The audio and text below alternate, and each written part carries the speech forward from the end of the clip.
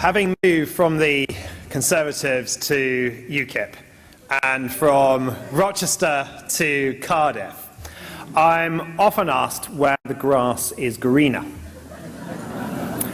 The answer is Wales, because it rains so much.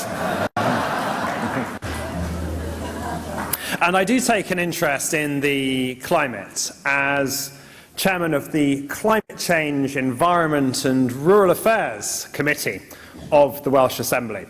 It's the old Agriculture Committee, so I'm very grateful to Agnes for his briefings, on which I've relied on many occasions. Because of the climate change at the beginning of the title, I understand that over 7,000 people signed a petition against me and UKIP chairing this committee. I was even told by security that there could be protests disrupting our first committee meeting. That was before I decided to hold it at 9 in the morning, the day after Wales had been in a football semi-final.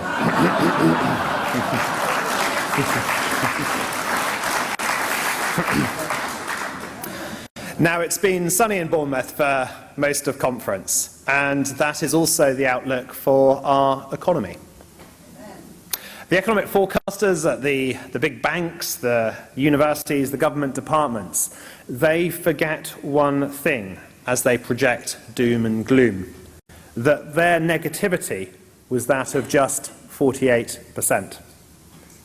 We 52% knew that things would look up, that we'd be better off out, and that with restoring control comes renewed confidence.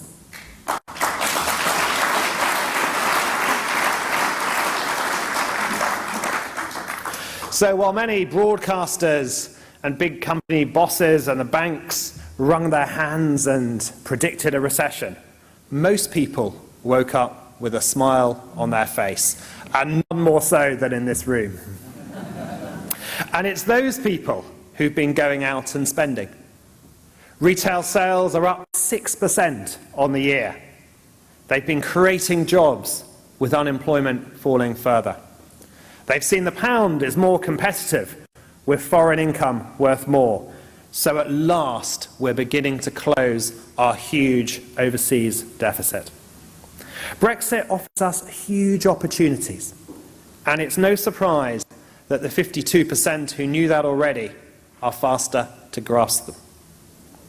The risks to our economy lie not in Brexit, but in an incontinent central bank and in weak productivity. Since I was appointed as our economy spokesman, I have repeatedly said that it is time that interest rates went up rather than down.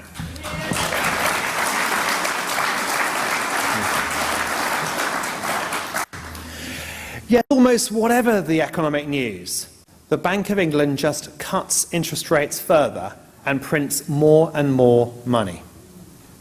It's not just the Bank of England that's lost its way, but central banks globally, and for almost a generation now. As long ago as 1987, when the stock market fell, central banks cut interest rates and added fuel to a booming economy. They did the same in 1998, when there were a couple of defaults, and again in 2001, when the dot-com boom faltered. As central banks cut rates when stock markets fall, but fail to increase them when stock markets rise, the consequence is ever higher and higher house prices and more debt loading down our economy. The Bank of England's actions now, I fear, are making the situation even worse, as well as devastating the finances of pension funds and pensioners.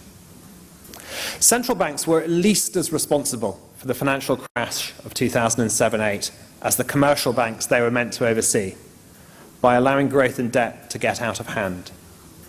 But the crash was so severe, we can understand why they cut interest rates and even began quantitative easing if it was emergency measures to deal with the crisis.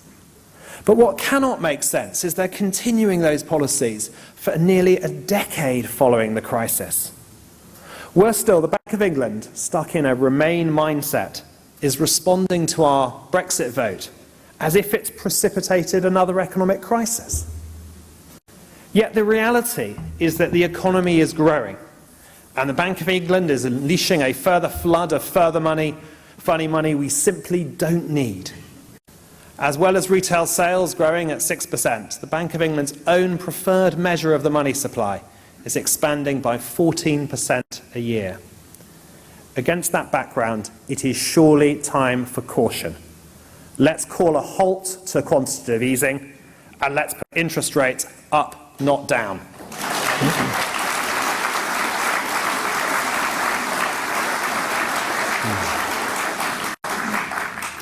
To raise our productivity, we need to reward real investment and channel capital to more productive uses. That's what banking and our financial system is meant to do. Unfortunately, bailing out the banks, printing money, and holding interest rates close to zero has stopped finance working as it should. Instead of seeing businesses with bad business models give way to more productive firms, zombie banks keep over-indebted firms on life support.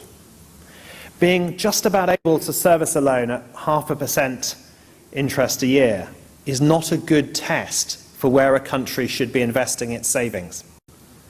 That misallocation of capital is holding back growth and productivity, and because of that, holding back our standard of living. The same goes for the rules and regulations made by the EU for 40 years, with so little regard to our particular needs and interests. Overall productivity in Britain has also been held back by a big increase in lower skilled work. Letting employers import as much labour as they like from EU countries far poorer than ours allows the government to hold down wages for many in this country.